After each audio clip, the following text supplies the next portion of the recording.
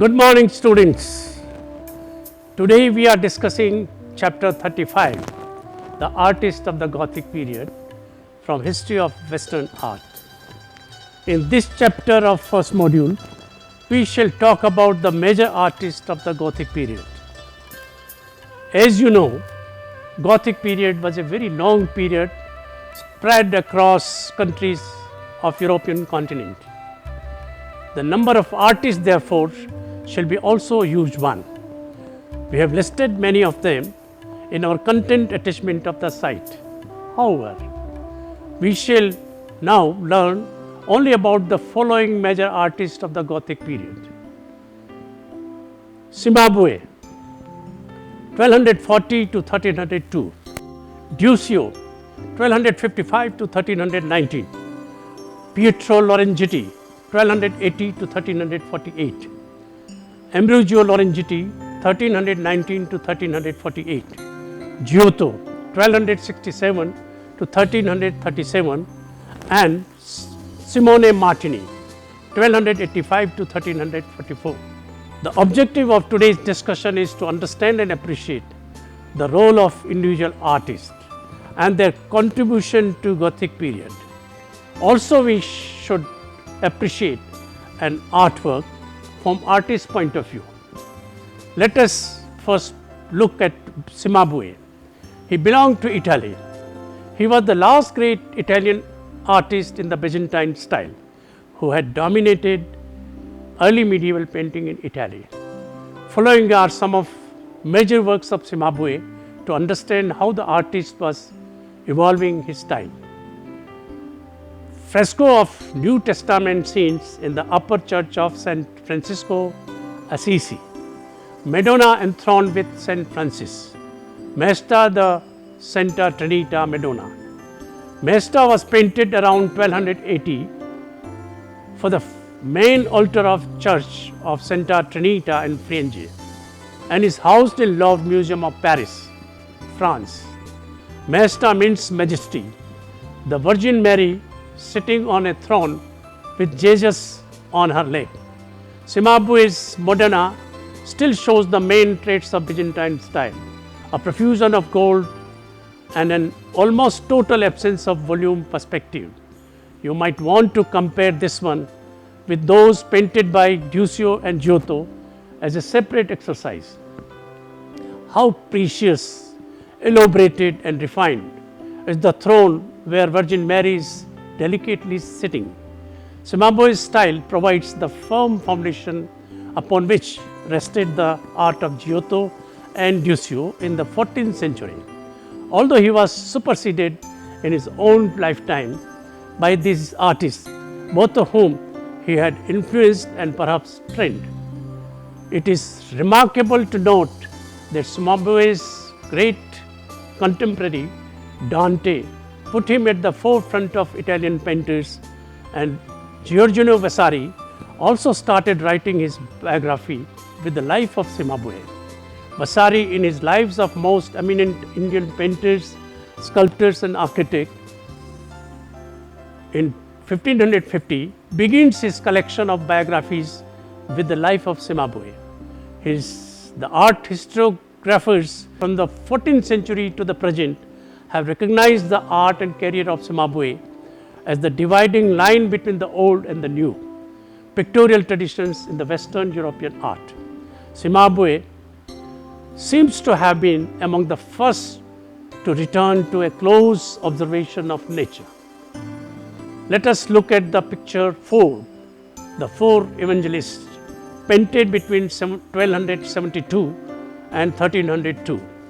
The four evangelists in the vault of the crossing of the upper church of Assisi, which is sculpturally conceived, but its solidity and bulk are heightened by a crystalline city view that accompany each of the figures.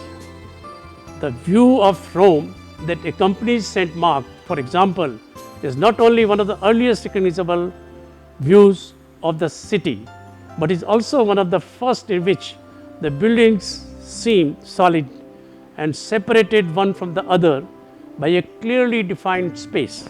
The concern with the illusion of space and with a three-dimensional form occupying the space is a rarely met within the medieval painting prior to Cimabue, but it is highly characteristic of Cimabue's leading student and rival Giotto. Finally, he brought to Italian painting a new awareness of space and of sculptural form.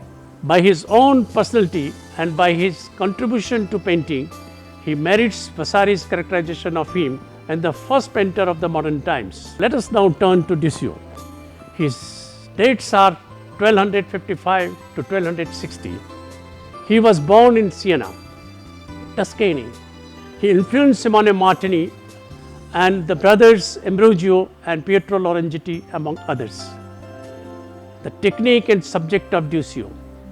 Duccio mostly worked with the pigment and tempera and painted religious subject matters.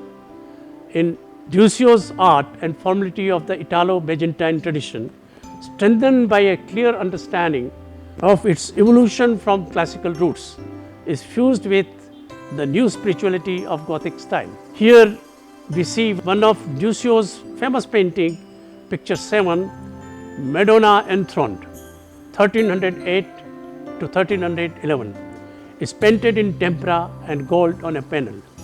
Madonna Enthroned, the altarpiece of main altar of the Cathedral of Siena, began to change the Byzantine art style. The linear angular quality of the draperies became softer, revealing the figure underneath.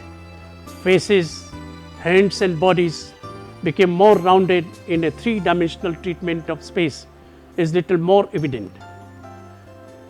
There even seems to be a show of tender expression towards the child Christ. He owes his greatest fame to this painting. In this painting, picture of Annunciation of the death of Virgin, the figures are no longer static or flat, but have volume effect with facial expressions. His figures are solidly grounded in space, showing movements and gestures. The clothing is realistically hung on the figures, showing the form of the body, although he has made a great stride putting figures inside an architectural setting and has created some depth of space, influenced by Gothic sculpture frameworks, putting figures inside compartments. Yet, he has not mastered the size of relationship of the interior rooms with the size of figures. Now is the turn of Pietro Lorenzetti, and he was born in 1280 and died in 1348. One of the early members of the Sienese school of painting, Lorenzetti, along with his younger brother Ambrogio, introduced naturalism into Sienese art. In their artistic experiments with three-dimensional and spatial arrangements, the brothers foreshadowed the art of Renaissance. Let us now see picture number 9, the details of the fresco of Basilica of Saint Francisco de Assisi, 1330 to 1340.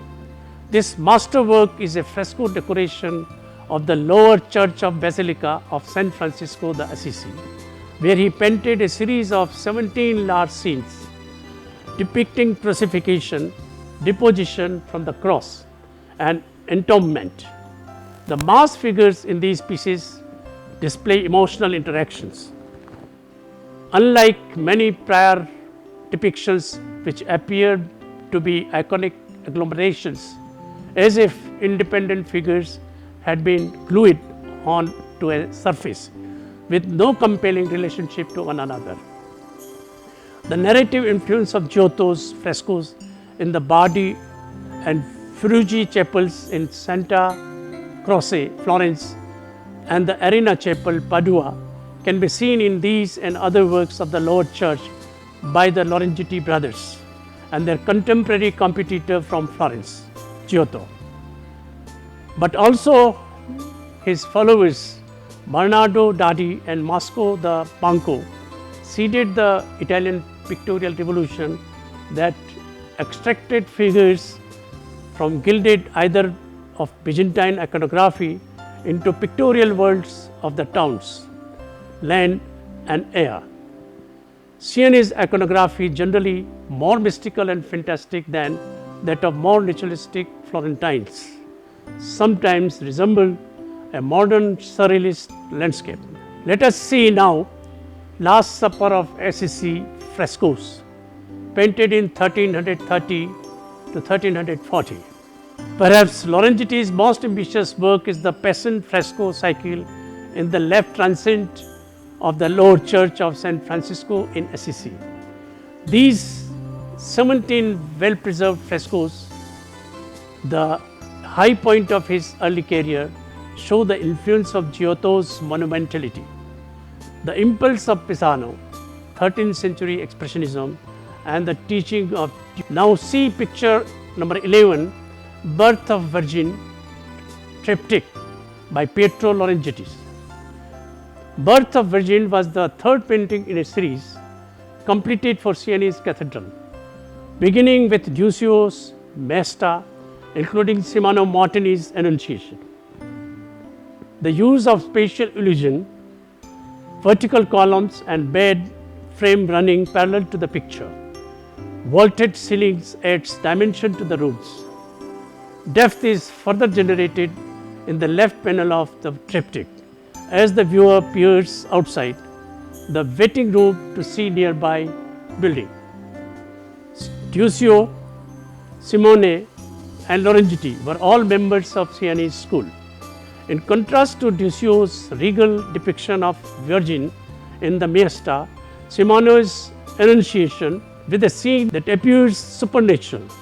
The birth of the Virgin is notable for Lorenzetti's representation of the Virgin in corporeal setting. In this scene, a bath is being poured on a Virgin. Midwives attend Saint Anne, who lounges on a plaid blanket covered bed, and an expectant father awaits news of the birth. The figures are modeled and solid. Although the holy persons are signified with crowns of light, they appear otherwise terrestrial.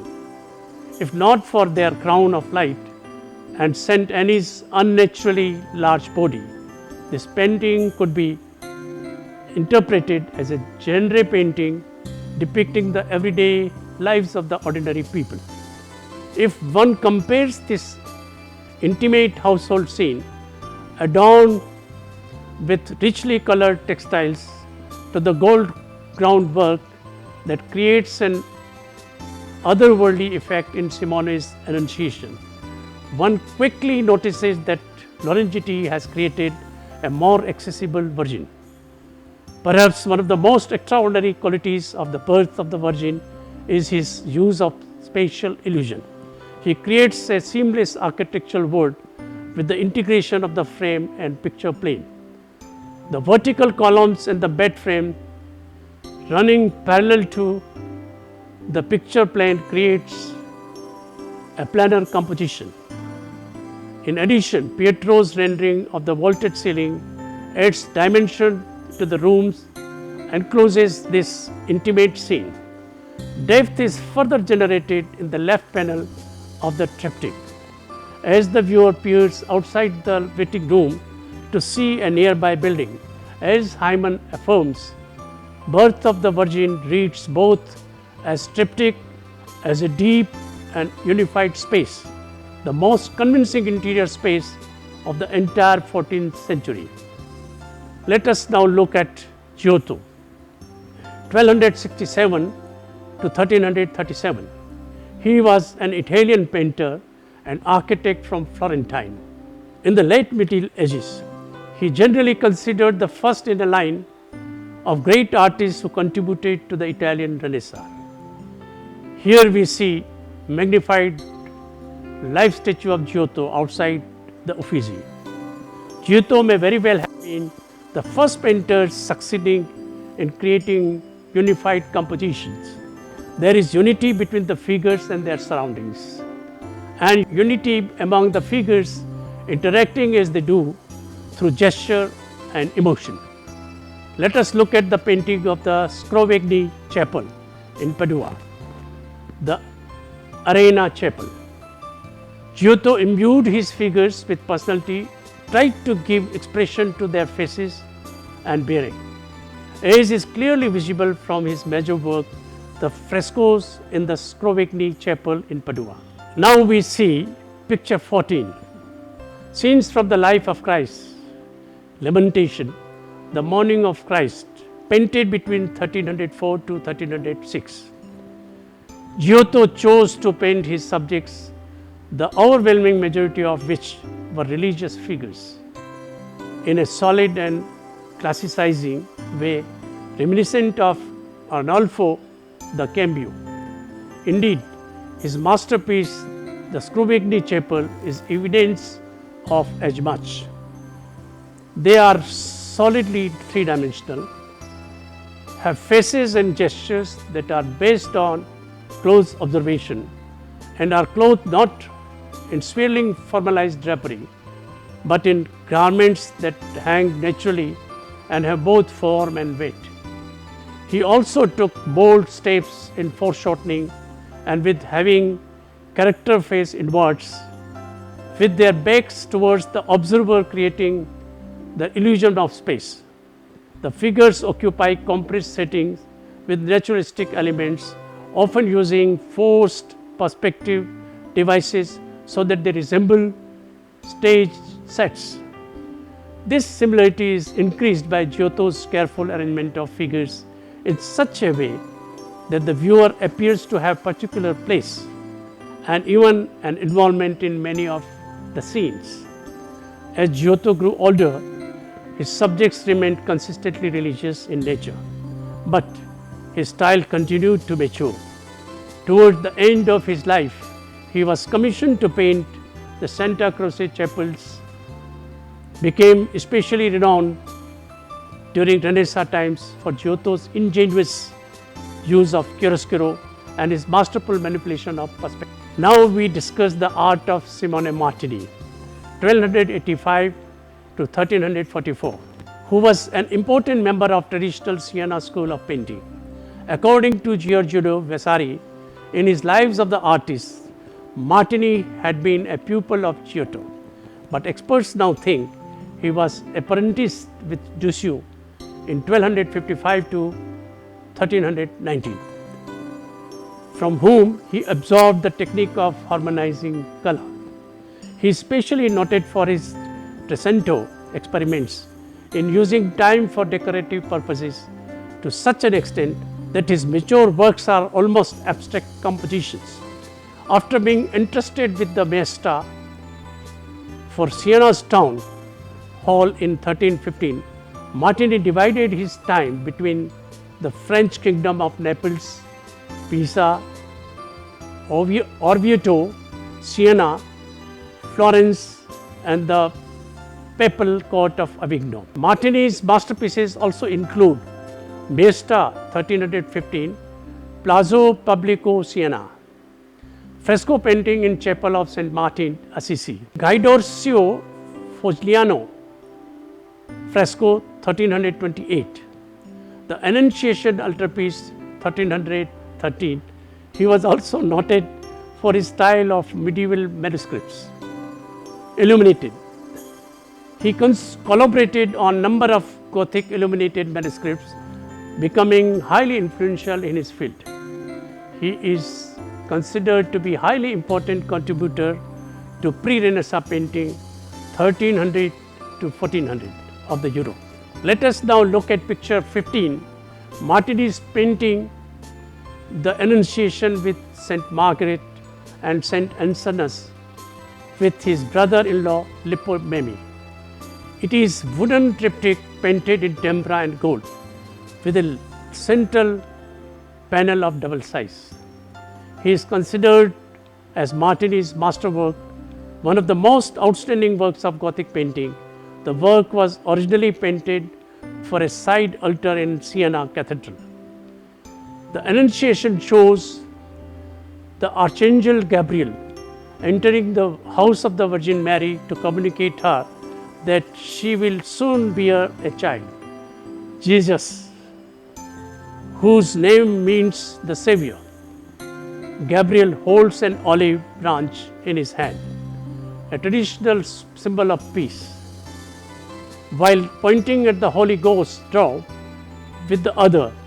The dove is descending from heaven, from center of medulla of 8 angels above, about the Virgin's right ear.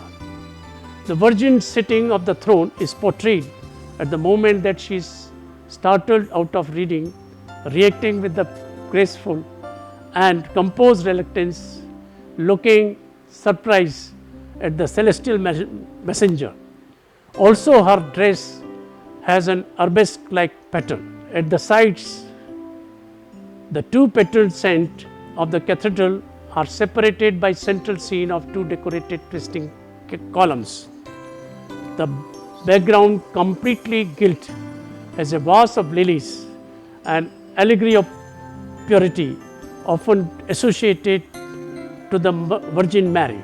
The use of a Gothic line plus such realistic elements as the book, the vase, the throne, the pavement in perspective, the realistic action of 2 figures and their subtle nuances of character are a substantial detachment from the bidimensionality typical of Byzantine art. Well, that is so much for the artists of Gothic period in this module. I have tried to cover the major artists and attempted to understand some of their artworks. There is lot more art that has been done by these artists that can and must be learnt. I hope that I have inspired you enough to look into these works of art. Please go through the bibliography and artworks and look at the questions and try answering them. We look forward to more interactions, and I will see you in the next module. Thank you.